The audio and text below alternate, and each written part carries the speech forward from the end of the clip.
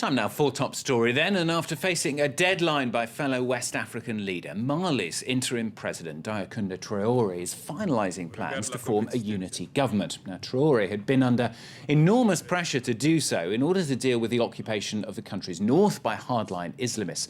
A junta led by Captain Amadou Sanogo ousted the former president in March, handing power to a civilian transition government led now by Traore.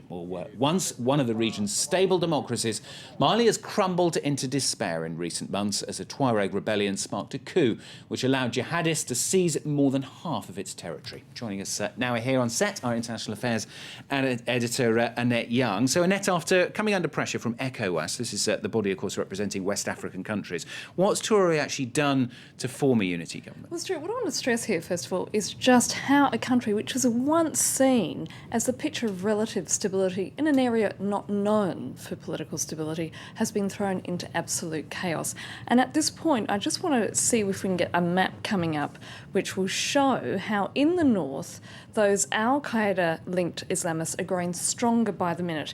And, of course, down the south, which still is under control of the government out of Bamako, there's been much bickering over who and how the country should be run. Now, Traore, as you were saying, was named as interim president as part of a deal that saw that military junta hand back leadership to a civilian transitional government. And it was then formed under Prime Minister Diarra, a former NASA astrophysicist, also a political novice, and there's been tensions between Traore and Diarra because Diarra is seen as being very linked to the military junta. Anyway, the idea was that he, along with Traore, was to usher Mali through to sort of elections and reconquer the north, but that hasn't happened, primarily because Traore has been spending most of his short tenure here in France recovering from injuries that he sustained when a mob of pro-coup supporters burst into his office back in May and bet him up. And he's only just got back to Mali on Friday. Now, as we were saying, he's been under enormous pressure from his fellow ECOWAS leaders to sort of step up to the plate and try and restore stability. So he announced a number of new top-level government positions in a move to silence both his critics inside and outside of the country. Let's just take a listen to what he had to say. Given the complexity of this crisis and the depth of the distress of our people from the north, but also all the citizens in the rest of the country, as national actors, as patriots and Democrats, we must together, I say together, clear the path we will follow to free our country from all these invaders who saw on their tracks desolation, deprivation, and pain. So he went on to call for the creation of two vice presidential posts, one which will be held by somebody from the military, another from the civilian part of society. And he's also announced a special commission to sort of set up some sort of situation where they can start having negotiations with the Islamists in the north, which is creating some concern, and I'll go and talk about that a few seconds later, about among his neighbours. But details concerning how this power-sharing arrangement will actually work are still yet to be finalised. It's rather sketchy, and as I say, the uncertainty around this situation is causing a lot of concern among his neighbours.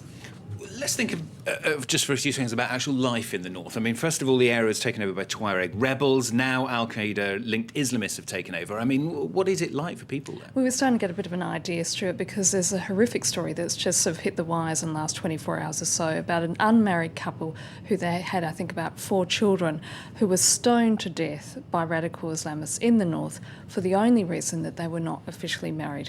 Now, a spokesman for Ansar Dine, the Islamist group, has confirmed to reporters that the couple were executed according to Sharia law in the town of Anglehok.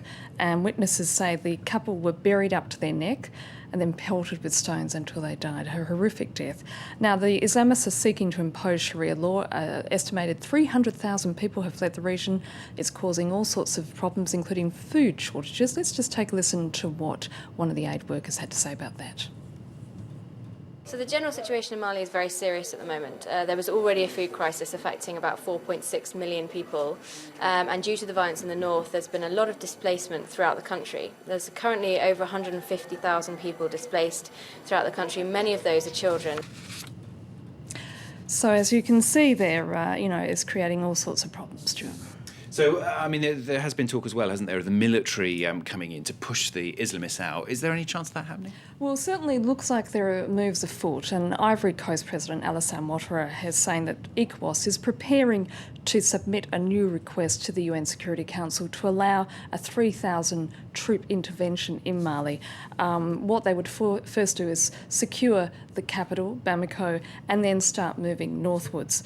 It really is very, very difficult. I mean, the situation still is unclear. Details are remaining somewhat sketchy, but one thing is as clear as day, Stuart, that the presence of those Islamists in the north are not only making people in the south of the country very uncomfortable, they're making people in neighbouring countries very uncomfortable, and it's certainly causing a lot of disquiet in places such as Washington and Paris. Annette, thanks very much. Annette Young from our International Affairs Desk here on France 24. Stay with us.